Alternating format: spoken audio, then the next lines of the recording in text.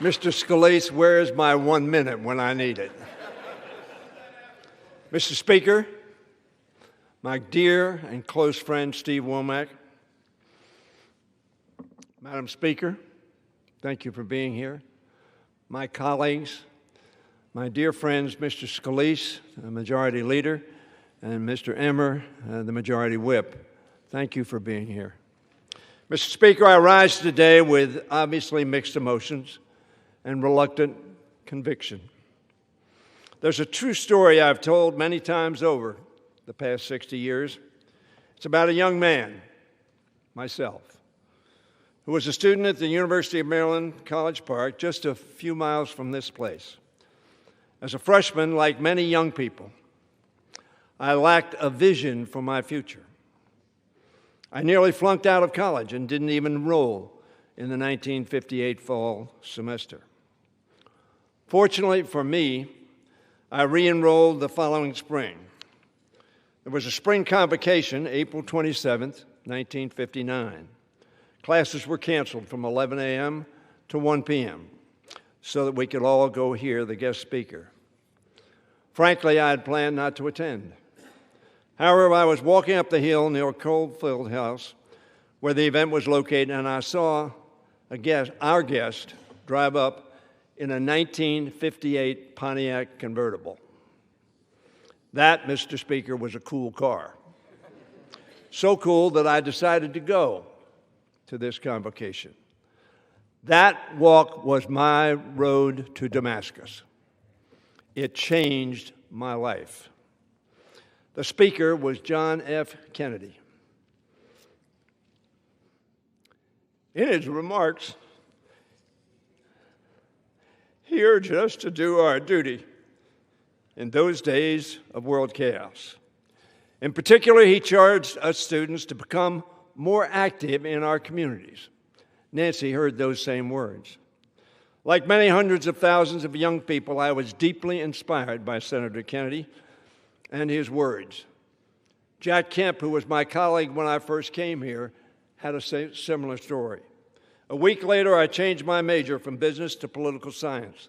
7 years later, in 1966, 5 months out of Georgetown Law School, I was elected to the Maryland State Senate. 15 years after that, in 1981, the voters of the 5th District elected me to the United States House of Representatives. I stand here now after some 60 years in public service, including nearly 45 years as a member of this House. I won elections and lost a couple, celebrated triumphs and suffered setbacks, enjoyed friendships and endured hardships. As the song says, some days are diamonds, some days are stone. Happily, I've experienced more diamonds than stone. Shakespeare advised us all, this, above all else, to thine own self be true. And it must follow as night the day, thou canst not be false to any man or to any woman. In that vein, Mr. Speaker, I have decided not to seek another term in the People's House. I make this decision with sadness, for I love this House, an institution the framers designed to reflect the will of the American people and to serve as the guardian of their liberty and their democracy. Through the past 45 years, I have come to know many good, decent, patriotic members chosen by their neighbors to represent them. They come from both parties and all parts of the ideological spectrum. The Congress I entered in 1981 was somewhat different. Most Republicans and Democrats worked together in a collegial, productive way. The leaders of the House, Tip O'Neill and Bob Michel, fostered that environment. It was, of course, not a Congress without conflict. In the year to come, I will have much more to say about the issues we have grappled with and the ways this House has changed during my time. At the outset, I said that I spoke with reluctant conviction. That reluctance is because I am deeply concerned that this House is not living up to the founders' goals.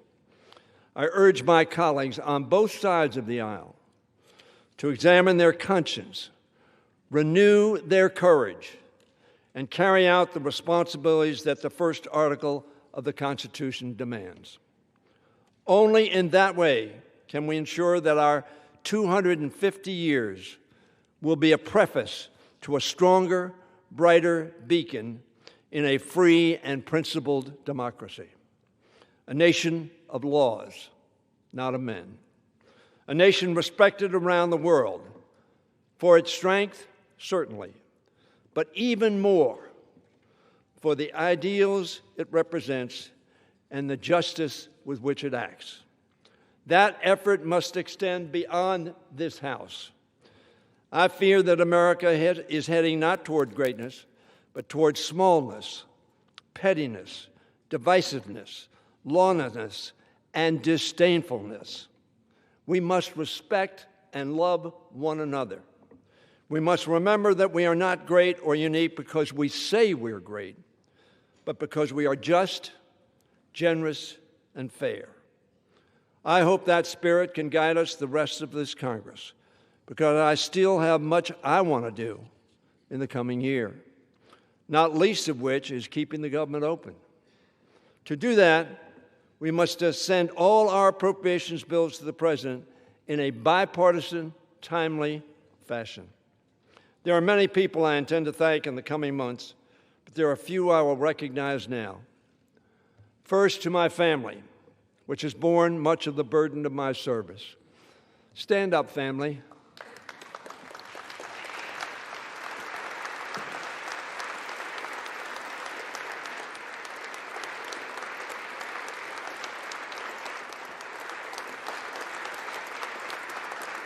Thank you so much. My late wife, Judy, who died too young and gave so much. My beloved daughters, Susan, Stephanie, and Ann, who paid a price for Dad's absences. To my grandchildren and great-grandchildren, for giving me great joy. My mother, who thankfully lived to see her son become the president of the Maryland State Senate. To my staff, for serving me and their nation with great loyalty and ability. To my colleagues, for trusting me with leadership. To the people of Prince George's County, particularly the African American community, without whom I would not have won my elections. To the people of the 5th District, who gave me a majority of their votes 23 times. And to my wife, Dr. Elaine Kmark, who has made my life whole and happy. Thank you, babe.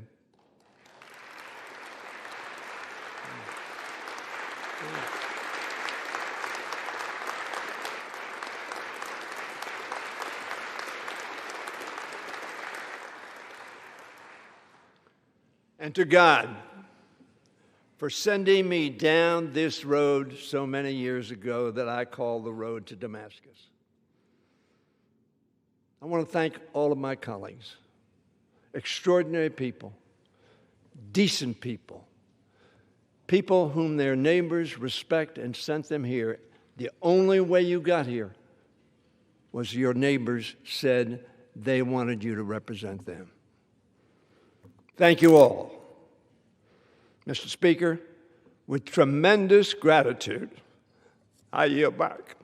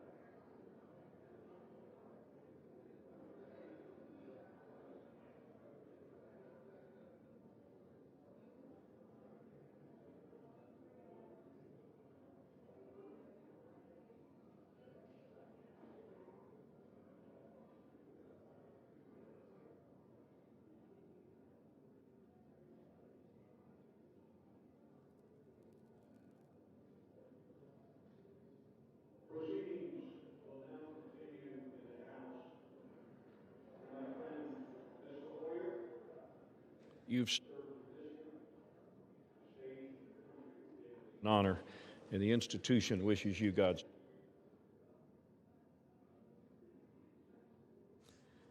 The chair recognizes a gentleman from Pennsylvania, Mr. Thompson, for 5 minutes. Well, thank you, Mr. Speaker.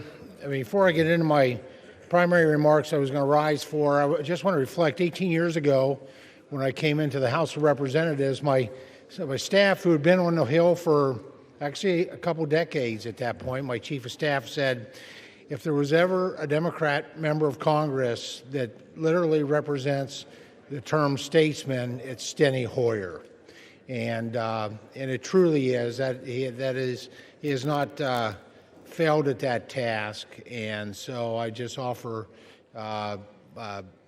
my congratulations to his announced retirement and my thanks for his service as a statesman, especially at a time of what we've been living through of growing divisiveness. So, Mr. Speaker, today I rise to highlight some of the great work my office delivered in 2025 that was reflected in my year-end report. Last year was full of legislative victories, from ensuring more milk options in public schools to making certain our rural schools receive the funding they need. We continue to deliver for Pennsylvania's 15th Congressional District. I was proud to lead the charge to bring whole milk back into our schools, push for the largest investment in American agriculture in a generation, advocate for career and technical education, and establish a federal regulatory framework for digital assets like cryptocurrency. On the policy front, I helped ensure the passage of Secure Rural Schools Reauthorization Act. I secured numerous provisions in the Working Families Tax Cuts Act that benefit American agriculture, as well as a provision authorizing workforce Pell Grants. The Whole Milk for Healthy Kids Act will soon be signed into law, and the House approved both my Digital Asset Market Clarity Act of 2025 and the U.S. Grain Standards Reauthorization Act of 2025. At home, I was honored to nominate 7 exceptional students to our nation's service academies, celebrated a talented young artist, and deliver more than $6.1 million in federal funding for 9 excellent community projects. My office responded to more than 81,000 constituent letters, answered nearly 8,000 phone calls, and closed nearly 1,600 constituent cases, helping folks navigate the federal agencies and federal bureaucracy. The most rewarding part of a representative is helping individuals and families get the assistance they need. Throughout the year, my staff hosts office hours across the 18 counties of the 15th Congressional District to assist constituents with the issues related to Social Security Administration, Department of Veterans Affairs, IRS, and other federal agencies. Appointments are not necessary, and I'm pleased that we're available to help those in need. Personally, I hosted over 1,200 meetings in 2025 and sponsored and co-sponsored 183 bills. Mr. Speaker, as many around the Capitol complex know, I often come to this floor to share good news from Pennsylvania's 15th Congressional District. And I spoke 91 days on the House floor in 2025, delivering 120 speeches. And I'm glad to have had the ability to communicate with my constituents in this way and to recognize their achievements. I thank the people of the 15th Congressional District for allowing me the privilege to be their voice in Congress, and I firmly believe that our best days lie ahead. And I look forward to working hard in 2026 to continue to earn their support. Thank you, Mr. Speaker, and I yield back the balance of my time. The chair recognizes the gentlewoman from California, Ms. Pelosi, for 5 minutes. Thank you, Mr. Speaker. Mr. Speaker, today is a day of joy, but also a day of some sadness that our great leader, Steny Hoyer, has announced his retirement from the Congress. You still have another year, Steny. You still have another year, and I know a lot will come. I join you in saluting Elaine and Stephanie and Susan and Judy. Judy. We loved Judy when she was here, and now we rejoice in your happiness with Elaine.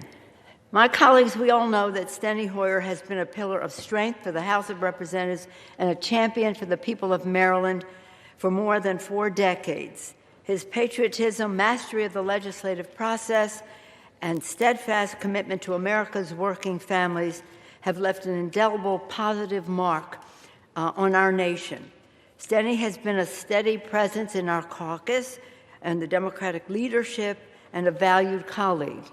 He has been a great leader in bipartisanship in this body. He spoke of it in his remarks, how it was when he came here. And it was at that time when many of us were here at that time when we didn't get along because we always agreed. We got along because we respected the differences that we brought representing our districts. And it was a very positive time, which he hearkened us back to and challenged us to return to. Thank you, Steny. His deep knowledge of the institution, respect for its traditions, and commitment to public service have earned him the admiration of colleagues on both sides of the aisle.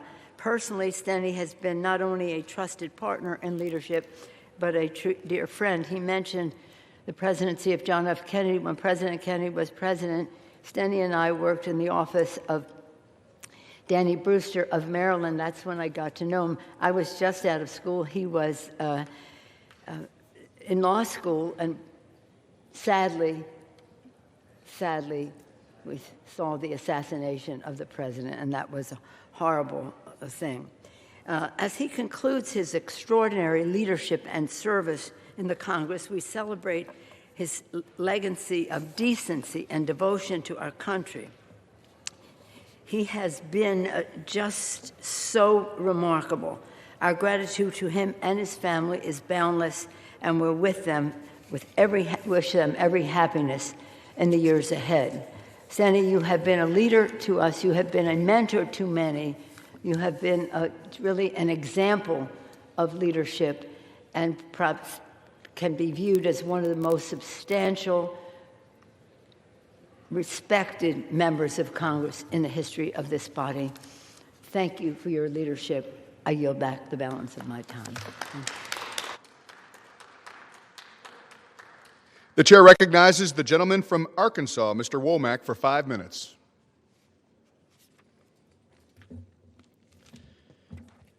I, too, want to offer my personal thanks and congratulations to my dear friend, Steny Hoyer, on the announcement that he has made today, and we wish him the very best.